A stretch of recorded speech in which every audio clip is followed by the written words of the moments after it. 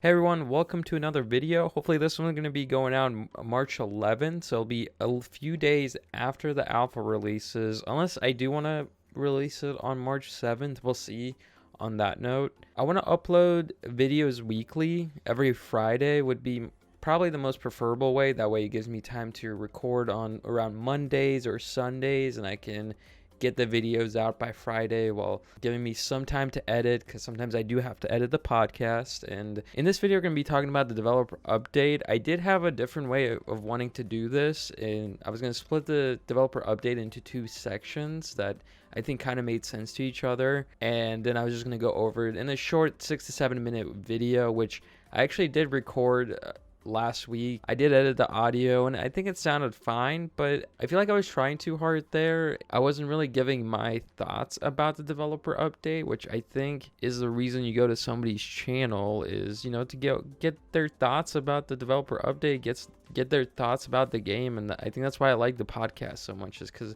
me and Sarah do so much speculating in the podcast, and that's the reason I go to other people's channels, is to get their thoughts on stuff. So I mean, if I'm just going over developer update and that's basically it, I almost feel like anybody can do that. I think everybody's just so excited for the developer updates to come out that they're already on it. They got notifications on Twitter, Discord, everywhere. That's why I decided in this one it's going to be a little bit more casual, just because I don't really have that much time this week to record and edit this video, like at least edit it the way I want to. But I think that's fine, because we're basically just going to be going over the developer update, and I'm just going to give my thoughts about it. Sometimes I'll give my thoughts in like a sentence or two, but I wanted to go a little bit deeper in that, give my actual thoughts, and it'll be maybe a little bit of a longer video, but I think that's fine, and that's kind of what I want. And there'll be maybe minimal editing on this one, just because I'll be scrolling through the Stairway Games page for the February 2022 developer update. I think let's get into it. I've been rambling too much anyways. This developer update was uploaded February 27th, so just a few days before March 1st. Actually, one day before March 1st. And it's talking about an alpha that's coming out March 7th. By the time this video is out, I just realized I'm recording on the day the alpha comes out. I completely forgot it's March 7th, and I won't be playing it because I don't want to spoil myself, because, you know, when I record the videos, or especially when we do the podcast and get really in depth, me and Sarah are both not really playing the alphas until the NDA releases. So I guess the alpha is out already, so it doesn't really matter when I upload this. So I'm going to be uploading this on March 11th, so just a few days after the alpha came out. I will be going over what is in the current alpha release. Everything I'm going to be reading right now is in the game. At least I think so. But I'm going to be going over the main stuff. There is some other stuff like the fan art contest that Sarah and I went over really in depth with one of the podcasts. I think it was episode 30 that we went over that a lot. That an image for Valentine's Day saying Happy Valentine's Day from Stairway Team. More importantly, who would your Coral Island Valentine be? So it's a really cool art. They uploaded this on their Twitter, I think, earlier, and then maybe their Discord. So it's a really cool little image. So going over to the main section, or at least one of the main sections, is the renovated museum. And as you can see, they say a full-fledged museum can be completed in the Starlit Town. It features a section for artifacts, gems, insects, fish, and fossils. And without spoiling too much, here's a glimpse of several areas inside the museum. So I believe this place is going to be where you find the artifacts around the map. This is where they're going to be placed around areas similar to where you found them. This is actually another reason I'm kind of excited to make this video instead of the one I already made, is because I did make a few errors. I think not errors, but just things I don't think I got right, and we talked on the podcast about it after, and it actually made sense. Like this one, there's like a shipwreck. It's probably going to be an underwater area, and you can see there's boots and necklaces, a little statue looking thing, and just other things around. Maybe that's like a spear or something, and things that you'll find in the water, and it kind of matches the area. So they put a broken ship in just to signify that this is stuff that's found around the water. And I don't know if you'll be able to play. It looks like it'll be placed automatically, so you won't be able to really customize where they go unless they add that feature later on. But it is cool that they do have several sections. You know, if this is just one section and it's this big, I'm wondering how many total sections there's actually going to be, because I mean, I'm assuming there's going to be a bunch of artifacts to find. I think the museum is going to be like one of the largest buildings in the map, if not the largest. Also, I want to point out how nice it looks inside. I'm wondering if they'll have the same trend, or each section's going to have its own theme, almost kind of like with the other sections of the museum, like the aquarium, for example. I'll add the images, probably the still images, and I'll just go over one by one on this one. I'll go over the dinosaur section first, because there's a dinosaur section, an insect, butterfly section, and then there's the aquarium. So the dinosaur section looks pretty cool. It looks, we don't see a lot of it, so it does look a little bit plain, I think. And we can only see about 1.5 dinosaurs, so it looks like a animated T-Rex. It almost looks more cute than scary. And then you can see there's another dinosaur in the back. And I think it's cool that you don't just go down a hallway and then there's a bunch of dinosaurs, and there's like an actual area you can walk around, and it looks really good in my opinion. And I'm excited to just collect the bones. If you know me, I'm a huge collector in games, almost to a fault, where it could almost ruin the game for me, because, well, I don't want to say ruin the game. It's just, I put so much time into the actual artifacts and like collections instead of the actual story, which, you know, sometimes what I actually want to do is complete the story, finish the game, but then I want to do the 100% completion. But in this game, I'm excited to actually collect all the artifacts, basically just complete the museum. Next section, we'll talk about the butterfly section. This area, I think, is probably my top, either top 1 or top 2. I would put dinosaur in the third spot, because we haven't seen too much of it. But this insect butterfly area, I really enjoy this area, and it's just visually pleasing, and I just love the nature aspect of it. It's an indoor area, but it feels like you're outside. I don't know, they put so much detail into everything. I mean, nothing is really plain. It looks like they put a lot of love into it. There is another image of this insect area on their Twitter, and the image just shows a different section of it. It's actually not too far from the image that they put on the developer update. And again, they put so much detail, and if you can see, there's a snow area on that bottom right area. It looks amazing, and I know this is just going to be a small glimpse of the whole insect area, and I'm excited to see more. I know they're working really hard on the museum. You know, they've been posting on the developer diaries. They've been posting a lot about this museum and how they're renovating it, and I think this is going to be a huge part of the core island, and something that you're going to have to want to complete. And lastly, we got the aquarium, and I think this might be my favorite section if we get to see more. I just love the architecture of this place and how all the tanks look, like the bubble tank. I think it's a great addition, and where you can just walk around and there'll be tanks, not just on the walls, just different art styles of it. And I'm assuming that they'll be putting fish in automatically. Like, you won't be able to customize where the fish go and which tank. They'll probably do that automatically as you collect them. And then there's also the shell area on the wall. I'm not sure if that's related to the shells you'll pick up on the ground, if you can donate those to the museum and they'll put them on the wall. If it is, it's pretty cool. I wish they would maybe give it a little bit extra pop. It just kind of on the wall in its own little area, and I feel like it doesn't get as much love as all the other areas. They also said donations to the museum will increase the talent rank, so there is going to be a motivation or a reason to actually donate stuff to the museum instead of selling it off. And I think that's a great addition. I mean, anything to get your town rank up. I don't know if this will be the only way or one of many ways to get your town rank up. I'm sure it's one of many ways, and there'll be a different way. Like, quests will do one thing, donations will be another, maybe exploration will be another reason to get the town rank. Just all these kind of different stuff that will help you get your town rank up. All right, next we got player strafing unlocked. As they said, one recurring feedback they received during the alpha is improving the farming controls. So they're excited to show off strafing mechanic in game, and then they basically showed how to strafe in the game,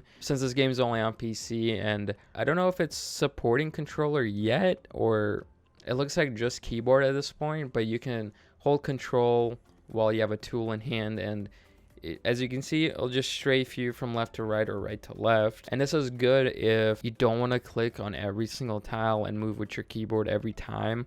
It can get tedious, especially if you're maybe restarting your farm. This is probably a great way to do it. I think when you're starting out your farm, it might not be as necessary, or at least I don't think it would be for me. As for the strafing mechanic, I don't know anybody that's been asking for this. I haven't been looking too hard at it, if anybody was. But this was something that, I don't know, I never seen in another game. I think somebody commented on our podcast saying this was in Harvest Moon, I believe. And so I guess it is useful in some way. And I'm excited to try out the mechanic because right now, maybe I'm just ignorant and don't see how it could be helpful, but maybe once I actually try it and use it, then maybe it will be something that like I'll use all the time. And it's not something that you just use for hoeing, and you can see this character is watering plants, so you can use it with every tool. Something we brought up with the podcast was if you can use a sword with it and kind of use it as a dodge mechanic in the game. So when you're fighting, you can strafe left, right, back, front, something like that, maybe even diagonal. So you can get out of the enemy's way. And I feel like that'd be something really cool to add if they haven't added it already. And then they said they unlocked an unintended feature, the Moonwalk. So something that they weren't meaning to add in the game, but accidentally happened. So a little bug. A bug of the month, maybe. There's another one later in this developer update. But this is something cool. Maybe this is something they'll add when you're on the dance floor. You'll have an option to strafe and it'll moonwalk you. This does give us a lot of details where it's mostly how the players move or how the NPCs operate around while you're just like at the bar or at the beach or anything like that. So you can see some of the NPCs are eating. They don't have any food in there, but you can just see that movement of, you know, how it's going to look like when they're actually eating and when there's actually food in there. Something they just haven't added yet. And then you can see dancing on the stage, and I think that's Paul, and he's got an interesting dance, that's for sure. I mean, whatever he wants to do. I'm not judging. I think it's way better than any dancing I could do. You go, Paul. I wonder if that's an actual bug or something they'll keep in the game and how he's actually going to dance. And then, of course, you got Theo on the guitar. And this is actually, there's nothing really new about the actual tavern because we already seen images of it in previous updates, definitely a couple months ago. But it's just cool to see how the NPCs will interact with each other and around you. They also said, we realize a good portion of alpha players want a mouse-based controls. Although we don't have anything to share on that today, please know, and we'll try our best to implement it into the game. It seems like it's something a lot of people want, and it's a cool thing to add. So next we got revamped mastery skills. So they said we've revamped a significant portion of mastery skills. Now there are a total of 15 levels and skills you can acquire for each mastery. And they look forward to hearing feedback about this. For this one, I'm not going to go too in depth with the skill tree. If you want to know everything about the revamped mastery skills and every little detail that we covered in the podcast, I'll link that in the description because, again, we did talk about developer update way more into detail, and you can get both Sarah and I's thoughts about it, so that's pretty cool. So basically, you'll get different mastery skills, which are farming, ranching, gathering, mining, diving, catching, fishing, and combat, which you can level up to level 15. And each skill, as you can see, there's about 9 skills maybe on each one. And each skill will somehow benefit you in whatever you're doing, like mining or diving or combat. So just a little extra things. The one criticism I had about this, and something they'll most likely change, is some skills are really almost useless. Like a 2% increase in this, like the double ores or double gems. So you get a 2% increase in getting that, and it's almost like 2%, it's really not that much. If it was like 10 or 15%, that's a significant amount that would have me wanting to put my skills into that. But with something as low as 2%, it's almost nothing. So again, just going briefly over this, and then you can see one of the effects or one of the skills is rock domino, and when you hit a rock, it has a chance to hitting the next rock. I think it's 15% chance. I guess that the rock that is being hit by that 15% chance also has a 15% 50% chance of getting the rock next to it broken as well. I think it's a cool little skill. Then we have the revamped interiors and exteriors. They actually only showed one interior in this update. I wish they would have showed more, but maybe that's what they're planning to do in the future developer updates, or maybe they're just trying to save it and don't really want to spoil too much of the game, because they've been showing a lot anyway, in at least last year. They said this month they're teasing Jim's house, just a couple of new shortcuts. So this is Jim's house. It's now accessible to alpha players, and as you can see, it's a pretty decent sized house. I mean, Lily, Theo, and both Jim work there. It's just a super nice house. The one thing I took away from this was the amount of decorations that are in the house. How excited gets me to know how much decorations we're going to be putting into our house, or going to be able to put into our house, because I'm assuming like everything that's here, we might be able to make our house look similar to this. We're gonna be able to put that much wall decorations or that much floor decorations, and maybe get like those different rooms. I don't know if the rooms are gonna be really customizable. I'm just hoping that we'll be able to put a lot of decorations in, so each home is just gonna feel unique. That's kind of one thing I took away from this. My favorite part about this Jim's house is the kitchen. I think it's just cool. It has a little bar area where people can sit down and get food that maybe Jim stirs up. And there's of course those bonsai trees that probably Lily made, and nothing really in the house that indicates maybe Theo lives there, but you can definitely see, I think, both their rooms right in the back. Then next we have a shortcut which is connecting the observatory and the woodlands, and the observatory is on the left. It actually says it on the sign. It's on the left side going up the stairs, and then on the right side is the woodlands. I believe that basketball court over there to the right is where the elementary school is going to be at, because it is in the woodlands. And then something Sarah actually pointed out in the podcast was on that sign going north, it says bamboo forest. So that's kind of interesting, because we haven't heard anything about a bamboo forest. And I don't think anything on the maps that they've released show anything about a bamboo forest, so it'll be interesting to see what that looks like. I think if you're an alpha player, you should be able to go up there unless it's blocked and you can't. Then we have a shortcut connecting the mid forest and a rice paddy terrace. Not much we can take away from this, because we don't really know where the rice paddy terrace or the mid forest is really located. We can make assumptions, but basically you can, on the right side would be the rice paddy terrace, because there's a little terrace there, and it looks like that's a rice field on the bottom right.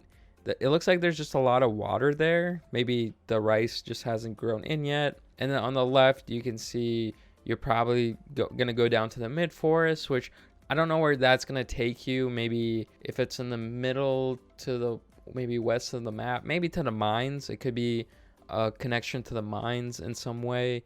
I know they're probably trying to add this shortcut just because how huge the map is going to be. Just from what we've seen, we know the map is going to be huge. And I think adding as many shortcuts is going to be useful, especially for when we have mountains, which is kind of the next section in a way, because they did tease a mount riding in this one. Again, this is, I think, the bug of the month, the actual bug of the month. And it shows a player trying to get on the mount, and it fails immensely, and the player falls through the map. But it does give you a glimpse that, well, first, we are going to be able to ride mounts in the game. I believe the llama is not going to be rideable. The mount riding is not going to be in the alpha 0.07. I believe it's releasing in 0.08 or 0.09. So in about 2 months or 4 months. But basically, you are going to be able to ride mounts. This is something really exciting. I'm excited to see what kind of mounts they actually add, and if there will be different ways to get mounts. I think that's something that I would want to see. You can get mounts from doing quests. You can get mounts from maybe completing the museum 100%, or different sections of the museum 100%. You can get a mount for that. Like if you complete a dinosaur, the dinosaur part of the museum, maybe you'll get a dinosaur if they go that way. I don't know if they'll go with the way of having normal mounts like just horses and maybe a bicycle, or they'll go mythological route where they will add maybe just creatures, like they could add a dinosaur, maybe a lava spider that was in the trailer. Maybe they'll add that as a rideable mount. Just different things like that. I hope they have different variations and different variations of getting them. I play a lot of MMOs personally. One that I'm currently playing a lot of and kind of addicted to is Final Fantasy Online. I don't have a ton of mounts in that game, but it is cool that they do give you mounts where you can buy them, where you can do quests, or you can also do raids and dungeons and get them that way. So hopefully there's a bunch of different ways, and we'll see if there's maybe underwater mounts you can get or rideable mounts. We'll see. Just anything would be nice in this scenario. And then they went over the fan contest winners, and as you can see, here's all the winners and here's all the pictures. If you really want to see everything about this, I think Sarah and I went over about 20 minutes about the fan art contest and really go into detail about every picture and which artist drew which picture. The art is amazing, and I'm not going over it not because I don't like it, but just because I went over it already on the podcast, and it's beautiful art. And then of course is the developer timeline update, which I already made a video about this. So this was my previous video. I'll also link that in the description, so if you want to watch it. I go over the development timeline in a more informative way where I don't really give my 2 cents about it, but I'll just go over what's going to be coming out and when I think the early access will come out, which is I think is going to be November, December of this year.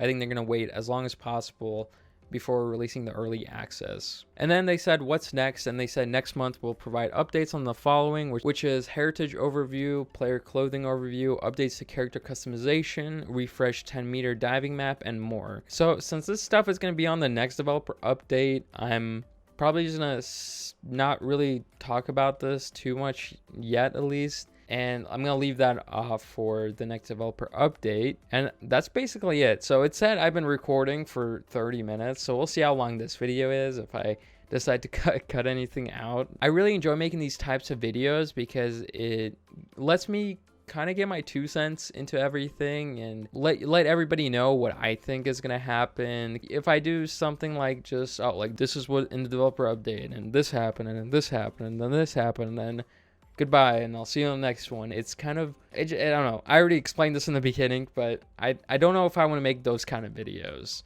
At least not right now, because maybe I'll make those videos when the game actually comes out, and it's going to be kind of more fun to make those kind of videos because I'm actually playing the game.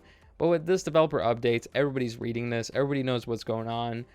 And I think just giving my 2 cents is the best way to go about it. So on the next developer update, I think I'll probably do the same thing. Maybe I'll get the video up faster. I'll probably take a little bit more time to edit this one. But on the next one, if I try to get it right on time, and that one would probably be whenever the developer update hits or the next day. So keep a lookout for that one. And I don't know what my next video is going to be because my next week's video is going to be just part 2 of this developer update. So I'll come up with something, maybe something fun, maybe something a little bit shorter than this one. I don't know if you guys like these longer videos, and let me know and I'll change it up if I need to. And I won't ramble too much about it. And if you listen all the way through, I'm completely impressed, and I appreciate the support. If you could leave this video a like, subscribe to this channel, subscribe to the podcast. We've been working hard on that one, and I'll see you on the next one.